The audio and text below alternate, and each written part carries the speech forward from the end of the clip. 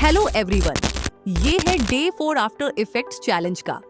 आज की वीडियो में मैं आपको दिखाने वाली हूँ कि आप आफ्टर इफेक्ट्स में ये अमेजिंग लाइट बल्ब एनिमेशन कैसे क्रिएट कर सकते हैं।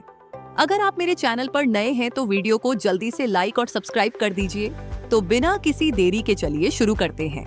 ऑलराइट, तो हम आफ्टर इफेक्ट्स में हैं और सबसे पहले मैं एक नया कंपोजिशन क्रिएट कर रही हूँ। इसे एक नाम दे दीजिए और ओके पर क्लिक कर दीजिए। उसके बाद मैं टेक्स्ट टूल सेलेक्ट करती हूँ और अपने कंपोजिशन में टेक्स्ट लिखती हूँ। फिर मैं टेक्स्ट को अलाइन करती हूँ। उसके बाद मैं उसकी पोजीशन इस तरह चेंज करती हूँ ताकि वो कंपोजिशन के नीचे वाले हिस्से में आ जाए। फिर मैं सब कुछ डीसेलेक्ट कर देती हूँ और पेंट टूल सेलेक्ट करती हूँ। कुछ भी करने से पहले मैं फिल ऑप्शन को ऑफ कर देती हूँ और फिर मैं इस तरह एक सीधी लाइन ड्रॉ करती हूँ। ये लाइन हमारी रोप बनने वाली है। फिर मैं इस लेयर का नाम रोप रख देती हूँ। उसके बाद मैं सब कुछ डीसेलेक्ट करती हूँ और एलिप्स टूल सेलेक्ट करती हूँ। साथ ही फिल ऑप्शन को ऑन कर देती हूँ। मैं व्यू को थोड़ा एक्सपैंड करती हूँ और यहाँ इस तरह एक परफेक्ट छोटा सर्कल क्रिएट करती हूँ। फिर मैं इस लेयर का नाम लाइट बल्ब रख देती हूँ। उसके बाद मैं इस लेयर को रोप लेयर के साथ पेरेंट कर देती हूँ। फिर मैं कीबोर्ड पर वाई प्रेस करके पैन बिहाइंड टूल पर जाती हूँ और इस लाइन के एंकर पॉइंट की पोजीशन इस तरह चेंज करती हूँ। अब अगर मैं इस लेयर को रोटेट करूं तो आप देख सकते हैं कि दोनों शेप्स एक साथ रोटेट हो रही हैं। अब मैं रोप को थोड़ा सा एक साइड रोटेट करती हूं और रोटेशन प्रॉपर्टी पर एक की फ्रेम लगा देती हूं।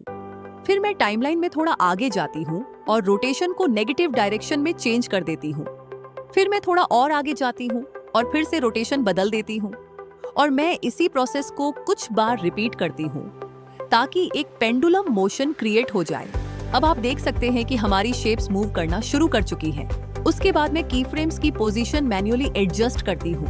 बस एक बात ध्यान रखिए कि शुरुआत वाले की फ्रेम्स एक दूसरे के काफी पास होने चाहिए और जैसे जैसे आप आगे बढ़ते हैं दो की फ्रेम्स के बीच की दूरी बढ़ती जानी चाहिए। मैंने भी अपनी टाइमलाइन में इसी तरह की फ्रेम्स सेट किए हैं। इससे हमारी शेप्स को एक नेचुरल पेंडुलम मूवमेंट मिलता है।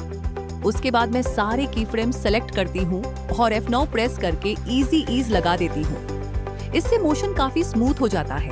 अगर जरूरत हो तो आप की फ्रेम्स को और एडजस्ट कर सकते हैं जैसे मैं कर रही हूँ। और जब आप अपनी एनिमेशन से सेटिस्फाइड हो जाए तब अगले स्टेप पर बढ़ सकते हैं।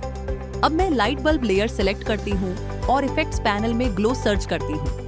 फिर मैं ग्लो इफेक्ट इस लेयर पर ऐड कर देती हूँ। मैं ग्लो इफेक्ट को डुप्लीकेट करती हूँ और ग्लो रेडियस लगभग 200 के आसपास कर देती हूँ ताकि ऐसा लगे कि बल्ब सच में ग्लो कर रहा है। आप अपनी जरूरत के हिसाब से ये सेटिंग्स बदल सकते हैं। उसके बाद मैं लाइट बल्ब लेयर को डुप्लीकेट करती हूँ और इस लेयर का नाम टेक्स्ट ग्लो रख देती हूँ। फिर इसे लाइट लेयर के ऊपर प्लेस कर देती हूँ। अब मैं टेक्स्ट लेयर सेलेक्ट करती हूँ और उसका ट्रैक मैट टेक्स्ट ग्लो पर सेट कर देती हूँ। उसके बाद मैं टेक्स्ट ग्लो लेयर की स्केल प्रॉपर्टी ओपन करती हूँ और उसका साइज बढ़ा देती हूँ। साथ ही मैं ग्लो इफेक्ट को एक बार और डुप्लीकेट करती हूँ और ग्लो रेडियस को और बढ़ा देती हूँ ताकि हमारा टेक्स्ट भी इल्यूमिनेट होने लगे। अब अगर मैं प्रीव्यू प्ले करूँ तो आप देख सकते हैं कि ये कितना सुंदर लग रहा है। ये पहले से ही काफी अच्छा और ब्यूटीफुल लग रहा है। लेकिन अगर आप इस सीन में और डेप्थ ऐड करना चाहते हैं तो एक एडजस्टमेंट लेयर क्रिएट कर सकते हैं। उसके बाद नॉइज इफेक्ट सर्च करके इस लेयर पर ऐड कर दीजिए और जैसे ही मैं नॉइज अमाउंट बढ़ाती हूँ आप देख सकते हैं कि हमारे सीन पर एक कूल टेक्सचर्ड इफेक्ट अप्लाई हो जाता है। फिर मैं इस लेयर को लाइट बल्ब लेयर के नीचे प्लेस कर देती हूँ। अब हमारी एनिमेशन पहले से ही काफी ब्यूटीफुल लग रही है। लेकिन अगर आप इसे और प्रोफेशनल बनाना चाहते हैं तो मैं आपको एक और ट्रिक दिखाती हूँ। सबसे पहले मैं टाइमलाइन को स्क्रब करती हूँ। फिर मैं रॉप लेयर के की फ्रेम्स ओपन करती हूँ और पाथ प्रॉपर्टी तक जाती हूँ। फिर मैं पाथ पर एक की फ्रेम लगा देती हूँ। उसके बाद मैं पेन टूल की मदद से रोप लाइन पर एक और वर्टेक्स ऐड कर देती हूँ। अब मैं टाइमलाइन में थोड़ा आगे जाती हूँ और एक और की फ्रेम लगा देती हूँ और इस पॉइंट पर मैं लाइन की शेप को थोड़ा चेंज करती हूँ ताकि जब सर्कल मूव करे तो रोप भी असली रस्सी की तरह थोड़ा बेंड होती हुई दिखाई दे।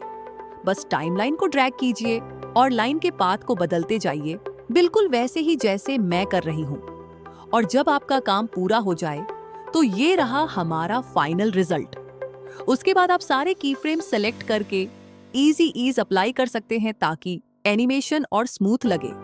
चलिए अब फाइनल प्रीव्यू देखते हैं। तो इसी तरह आप आफ्टर इफेक्ट्स में बहुत आसानी से एक light bulb concept animation create कर सकते हैं। फिलहाल के लिए बस इतना ही।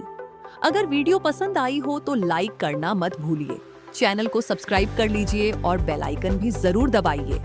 Bye everyone.